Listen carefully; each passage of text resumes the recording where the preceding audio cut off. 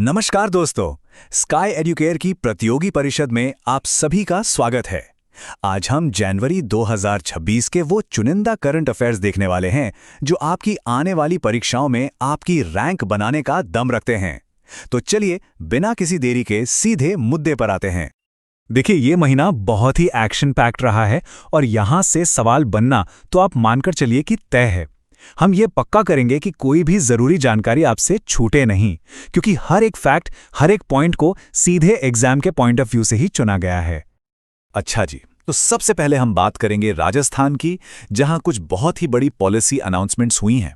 State level के exams के लिए ये हद से ज्यादा महत्वपूर्ण है, तो इन्हें बहुत ध्यान से नोट करते चलिएगा। भजनलाल शर्मा सरकार ने एक बहुत ही महत्वाकांक्षी, एक बहुत एम्बिशियस पॉलिसी लॉन्च की है। इसका सीधा सीधा मकसद है राजस्थान को इंडिया का अगला एरोस्पेस और डिफेंस मैन्युफैक्चरिंग हब बनाना।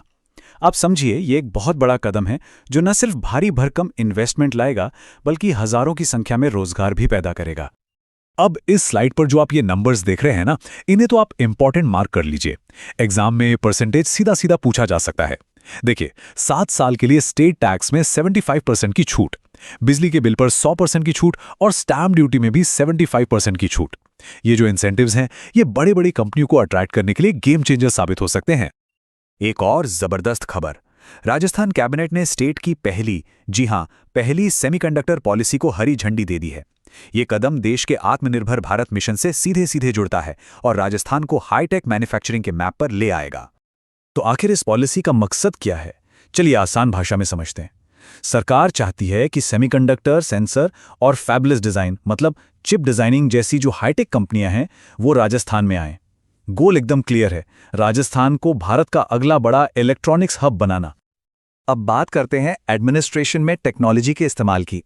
राजस्व मंत्री हेमंत मीणा जी ने अपना खाता नाम से एक मोबाइल ऐप लॉन्च किया है और ये ईज ऑफ लिविंग को बढ़ावा देने की तरफ एक बहुत ही अहम कदम है। इस ऐप से आम नागरिक को क्या फायदा होगा? अब सोचिए, नामांतरण हो, जमाबंदी की नकल चाहिए हो या सीमा ज्ञान, ये सारी जमीन और रेवेन्यू से जुड़ी सर्विसेज अब आपके मोबाइल पर होंगी। इससे काम में पारदर्शिता आएगी और प्रोसेस भी बहुत आसान हो जाएगा। ये है डायरेक्ट सिटीजन एम्पावरमेंट। चलिए, ये वो घोषणाएं और अवार्ड्स हैं जहां से सवाल बनना लगभग तय ही होता है। एनवायरनमेंट के लिहाज से ये एक बहुत बड़ी खबर है। केंद्र सरकार ने कुंभलगढ़ वाइल्ड लाइफ सेंचुरी के आसपास के एरिया को इको सेंसिटिव जोन यानी ESZ घोषित कर दिया है। इसका मतलब क्या हुआ? इसका मतलब ये है कि अब इस इलाके में माइनिंग और कंस्ट्रक्शन जैसी एक्टिविटीज पर रोक लगेगी ताकि वहां के वन्य जीवों को सुरक्षित रखा जा सके।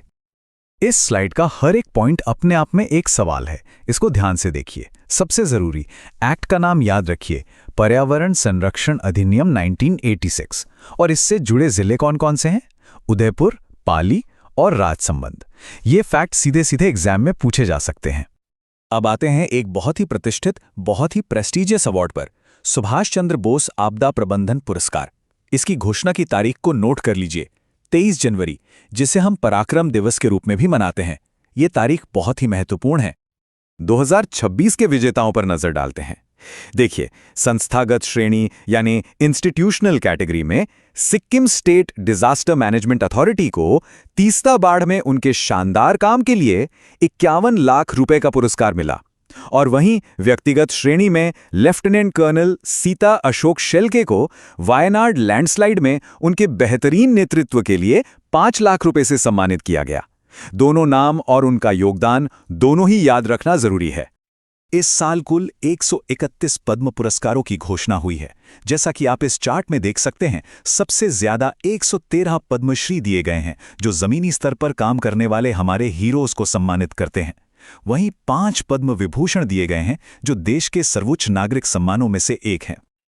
आइए कुछ बड़े विजेताओं पर नजर डालते हैं। सिनेमा जगत से धर्मेंद्र जी को मरणोपरांत पद्म विभूषण से सम्मानित किया गया है। पद्म भूषण पाने वालों में संगीत की दुनिया से अलका याग्निक और बिजनेस जगत से उदय कोटक शामिल हैं। वहीं खेल की बात करें तो रोहित शर्मा और हरमनप्रीत कौर को पद्मश्री मिला है। इन नामों को उनकी कैटेगरी के साथ जरूर याद रखिएगा। अच्छा, अब हम अपने विश्लेषण के आखिरी हिस्से में आ गए हैं। इसमें हम खेल, साहित्य और रक्षा से जुड़ी कुछ जरूरी घटनाओं को कवर करेंगे। यहां से भी अक्सर डायरेक्ट सवाल बन जाते हैं। ये नंबर याद रखिएगा 5। क्यों? क्योंकि junior national men's judo championship में राजस्थान ने कुल 5 मेडल जीते और इसी के साथ ओवरऑल चैंपियन का खिताब अपने नाम कर लिया। ये बहुत बड़ी उपलब्धि है। गोल्ड मेडल विनर्स के नाम तो खास तौर पर जरूरी हैं, साजन और यश यादव। परीक्षा में इनके नाम और इनका वेट कैटेगरी दोनों पूछा जा सकता है। और हां, ये भी नोट कर लीजिए कि पंजाब दूसरे स्थान पर रहा। अब बात करते हैं सीमा सुरक्षा बल यानी बीएसएफ के एक सालाना ऑपरेशन की, ऑपरेशन सर्द हवा। जैसा कि नाम से ही पता चल रहा है, यह हर साल सर्दियों के मौसम में चलाया जाता है। इस ऑपरेशन के बारे में 3 मुख्य बातें हैं जो आपको याद रखनी है। पहली, इसे कौन कंडक्ट करता है? बीएसएफ। दूसरी, इसका एरिया कौन सा है? राजस्थान में भारत-पाकिस्तान बॉर्डर। और तीसरी, इसका मकसद क्या है? गणतंत्र दिवस के आसपास घुसपैठ और तस्करी को रोकना। बिल्कुल क्लियर?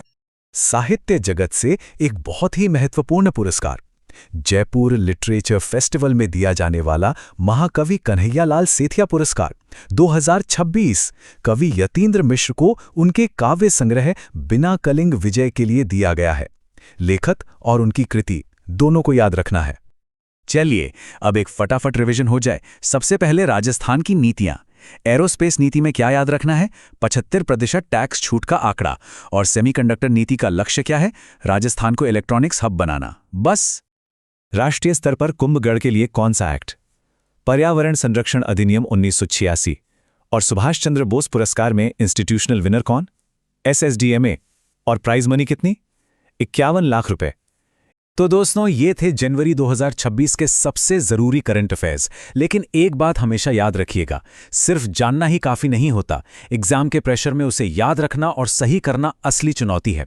अपनी तैयारी को परखने के लिए और उसे अगले लेवल पर ले जाने के लिए अभी SKED UKear ऐप डाउनलोड करें और हमारी टेस्ट सीरीज से जुड़ें। आपकी अगली सफलता प्रैक्टिस से ही मिलेगी।